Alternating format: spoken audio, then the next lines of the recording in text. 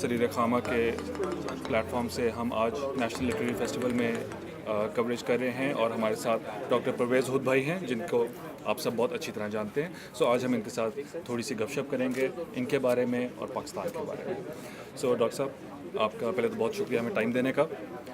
پہلا سوال تھوڑا ہیوی سوال ہے، لیکن پہلا سوال ہے، جی جی ضرور. ایٹم بم کیسے بنتا ہے؟ ارے بھائی پرانی بات ہو گئی، وہ تو اس کو بنائے ہوئے 70-75 سال گزر گئے، اور اس کے اب نسخے موجود ہیں. آپ انٹرنیٹ پر جا کر دیکھ لیں. بس آپ کو کچھ فسائل مٹیریل چاہیے ہوگا، وہ آپ جمع کر لیں. میں آپ کو اپنا PhD اسٹوڈنٹ دے دوں گا، وہ بنا لے گا آپ کے لیے. بس اوکے. ذرا تھوڑے سے سنجیدہ سوال کی طرف اگر آئیں. ہمارے پلیٹ فارم پہ ہم کوشش کرتے ہیں کہ جو نئے لکھنے والے نئے کریٹرز ہیں اردو میں، ان کو ہم سپورٹ کرنے کی کوشش کرتے ہیں کہ وہ اپنے کام میں بہتری لائیں. آپ بھی لکھتے بھی ہیں، آپ پڑھاتے بھی ہیں، آپ ایکٹیوسٹ بھی ہیں. آپ اپنا کام سارا کس طرح سے اس کو بیلنس کرتے ہیں؟ دیکھیے، کچھ وقت تو میں اپنی فزکس کی تحقیق کے اوپر لگاتا ہوں، اور وہ مجھے سب سے زیادہ اچھی لگتی ہے. مگر کچھ پھر پڑھانے پہ لگانا ہوتا ہے، اور پھر کچھ دنیا کے حالات ایسے ہیں، اور خصوصاً پاکستان کے حالات ایسے ہیں کہ آپ اس سے منہ موڑ نہیں سکتے. لہٰذا کوشش رہتی ہے کہ جس حد تک ایک شخص حالات کو سدھار سکتا یا سدھارنے کی کوشش کرتا، اس میں بھی میں مصروف رہتا ہوں. تو بس وقت گزر جاتا ہے، سال کے سال یوں گزر گئے. ابھی اسی سے ریلیٹڈ میرا یہ سوال ہے کہ آپ بہت ساری مختلف چیزیں کرتے ہیں، اور آپ کو ماشاءاللہ کافی ٹائم ہو گیا ہے، اور اس اتنے ٹائم کے بعد انسان جو ہے وہ اپنا ایک مقصد جو ہے وہ ڈیفائن کرنے کی پوزیشن میں آ گیا ہوتا ہے کہ یار میرا زندگی میں یہ مقصد ہے. تو آپ ایکٹیوسٹ بھی ہیں، آپ ایجوکیٹر بھی ہیں، آپ رائٹر بھی ہیں. آپ اپنی آئیڈینٹی کیا سمجھتے ہیں کہ آپ کیا ہیں؟ سب سے پہلے تو میں اپنے آپ کو فزسسٹ سمجھتا ہوں، اور میرا جو شوق تھا آج سے 40-50 سال پہلے، میں اس شوق کی تکمیل کرنا چاہتا ہوں. اور مجھے پتا ہے کہ میں کوئی بہت بڑا فزسسٹ نہیں ہوں، مگر پھر بھی جو اس شعبے میں نئی ترقی ہوتی ہے، نئی ڈیولپمنٹس ہوتی ہیں، نئے کانسیپٹس پیدا ہوتے ہیں، مجھے لگتا ہے کہ اگر میں نے یہ نہیں جانا قبر میں پہنچنے سے پہلے، تو پھر میں تشنا رہ جاؤں گا. تو ایک بات تو یہ. دوسری یہ کہ میں چاہتا ہوں کہ جو نئی پود ہے ان تک بھی کچھ اس جذبے کو پہنچا سکوں، کیونکہ میں سمجھتا ہوں کہ سائنس بہت ہی خوبصورت مضمون ہے، کہ اس کے اندر جتنی طاقت ہے، جتنی وسعت ہے، لوگ اس کا اندازہ ہی نہیں لگا سکتے. تو جب آپ اس مضمون کے اندر کودتے ہیں اور اس کی خوبصورتی سے، اس کی جمالیات سے آپ آشنا ہوتے ہیں، تب آپ کو پتہ چلتا ہے کہ یہ بھی ایک چیز ہے. اور جو تیسری چیز یہ کہ دیکھیے، ہمارے ملک کے حالات پہلے بھی ٹھیک نہیں تھے، آج اس سے زیادہ بگڑے ہوئے ہیں. ہمیں کسی طرح سے ان کو ٹھیک کرنا ہے. ادھر جو غربت ہے، غربت کی انتہا ایک طرف، تو دوسری طرف امیر جس طرح کے مزے کرتے ہیں، وہ پھر جو دہشت گردی ہے وغیرہ وغیرہ. تو یہ ساری چیزیں آپ اور میں تو ٹھیک نہیں کر سکتے، لیکن جو ہم کر سکتے ہیں سو ہمیں کرنے کی کوشش کرنی چاہیے. اچھا، یہ جو آپ نے بات کی کہ سائنس جو ایز اے سبجیکٹ، مضمون کی جو جمالیات ہے وہ ساری چیز، اس سے ایک ریلیٹڈ سوال میرے ذہن میں آتا ہے کہ ہمارے ہاں education, specially STEM education, science, technology, engineering, mathematics, یہ انگلش میں پڑھائی جاتی ہے. اور اس سے ہوتا کیا ہے کہ آپ کی یہ جو سارا نالج ہے یہ لمٹ ہو جاتا ہے اس میں بھی 5% آبادی میں جو کہ انگلش کو اچھی طرح سے سمجھ سکتے ہیں. تو اس کے اوپر آرگومنٹ ایک دیا جاتا ہے کہ جی ہمیں اپنی اردو میں یہ ساری ایجوکیشن، سائنسی ایجوکیشن جو اس کو پروموٹ کرنا چاہیے. تو وہ ایک آ جاتی ہے کہ جی یہ کلونیل کانسپریسی تھی کہ انگلش کو کیا گیا وغیرہ وغیرہ. وہ ایک سائڈ آف دی آرگومنٹ ہے. دوسری سائڈ آف آرگومنٹ یہ ہوتی ہے کہ نہیں، انگلش ایک گلوبل لینگویج ہے، آپ اردو میں انجینئرنگ پڑھ لیں گے تو آپ یورپ میں جا کے کیسے کام کریں گے. لیکن ہمارے پاس جرمنی جیسی ایگزامپلز ہیں، ہمارے پاس چائنا جیسی ایگزامپلز ہیں جنہوں نے اپنی زبان میں ہی کیا. تو آپ اس پوری ڈبیٹ کو کس طرح دیکھتے ہیں؟ آپ اس میں کس سائڈ پہ ہیں؟ دیکھیے، میں سائڈ نہیں لیتا، میں صرف کچھ حقائق بیان کروں گا. ایک یہ کہ مادری زبان میں جو تعلیم دی جاتی ہے اس سے بچے کی ذہنی نشو و نما سب سے تیزی سے ہوتی ہے.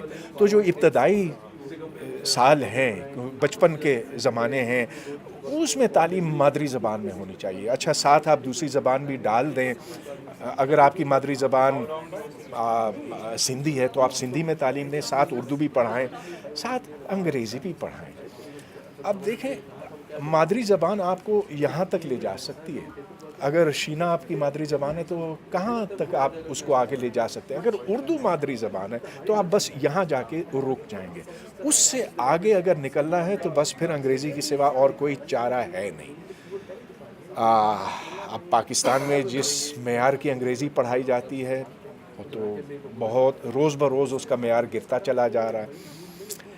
لہٰذا اس مسئلے کا کوئی آسان حل نہیں ہے, لیکن میں ہر طالب علم پر یہ زور دوں گا کہ ٹھیک ہے اردو میں چیزیں سمجھ لو, انگریزی میں ان کو پڑھو, اور پھر زیادہ سے زیادہ بہتری لاؤ اپنی انگریزی میں تاکہ تم اوپر اٹھ سکو. ٹھیک ہے.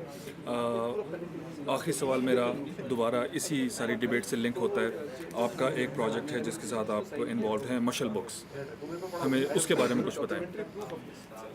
یہ پروجیکٹ 25 سال پہلے شروع ہوا تھا اور مقصد اس کا یہ کہ سنجیدہ نوعیت کی کتابیں جن کا تعلق فلسفے اور سیاست اور سائنس اور نفسیات وغیرہ, یہ کیونکہ پڑھی نہیں جاتی ہیں پاکستان میں اور ہیں بھی بہت کم, تو ان کا ترجمہ کیا جائے انگریزی سے اردو میں تاکہ عام لوگ اسے پڑھ سکیں.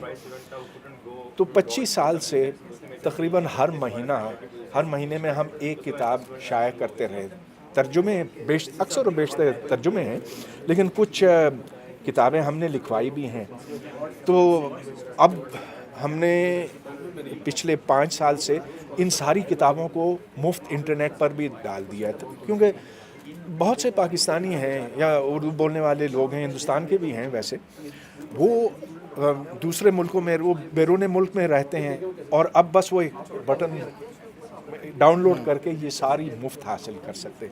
گزر بسر ہمارا کسی طرح سے ہو جاتا ہے, بڑی مشکل سے. بس ہمارے پاس 2 ہی لوگ ہیں, ایک مینیجر ہے اور ایک ایڈیٹر ہے, اور ان کو تو بعض دفعہ تنخواہ بھی مہینے کے آخر میں نہیں ملتی, لیکن پھر بھی وہ لگے ہوئے ہیں, ڈٹے ہوئے ہیں. اچھا, آپ نے یہ ایک کلک کی بات کی, تو وہ ہمارا سریر خامہ کا بھی یہی ایک کانسیپٹ ہے کہ ہم اردو زبان کی ترویج کے لیے انٹرنیٹ کو استعمال کریں, کیونکہ ہمیں نظر آتا ہے کہ ڈیجیٹل جو ہے وہ فیوچر ہے. اب اس میں بہت ساری چیزیں ہیں جو کہ ڈیجیٹل انڈسٹری میں جو لوگ ہیں اور جو تھوڑا فار ریچنگ ان کا ویژن ہے, وہ دیکھتے ہیں کہ جی یہ چیزیں جو ہیں یہ اس شکل میں جو اویلیبل ہیں یہ ختم ہو جائیں گی اور ڈیجیٹل ریپلیس کر دے گا. مثلاً کرنسی کی بات ہوتی ہے کہ یہ کرنسی ختم ہو جائے گی, ڈیجیٹل آ جائے گی, کرپٹو کرنسی یا ویسے الیکٹرانک منی.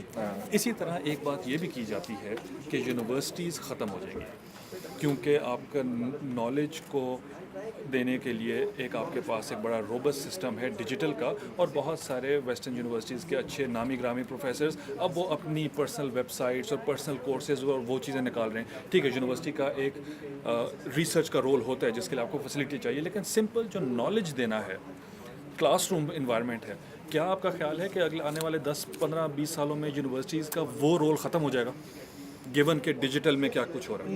نہیں, میرا نہیں خیال ہے کہ ایسا ممکن ہوگا, کیونکہ دیکھیں جب آمنے سامنے ہم بیٹھتے ہیں تبھی ایک دوسرے کے ساتھ وہ تبادلہ خیال ہو سکتا ہے.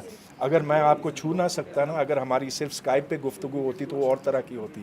اب جب ہم آمنے سامنے بیٹھ کھڑے تو ایک اور طرح کا تعلق پیدا ہوتا. لہٰذا میں سمجھتا ہوں کہ یونیورسٹیاں جو ہیں وہ ختم نہیں ہوں گی, لیکن زیادہ سے زیادہ الیکٹرانکس اس میں اور ڈسٹنس لرننگ اور اسمارٹ لرننگ اس میں آتی جائے گی.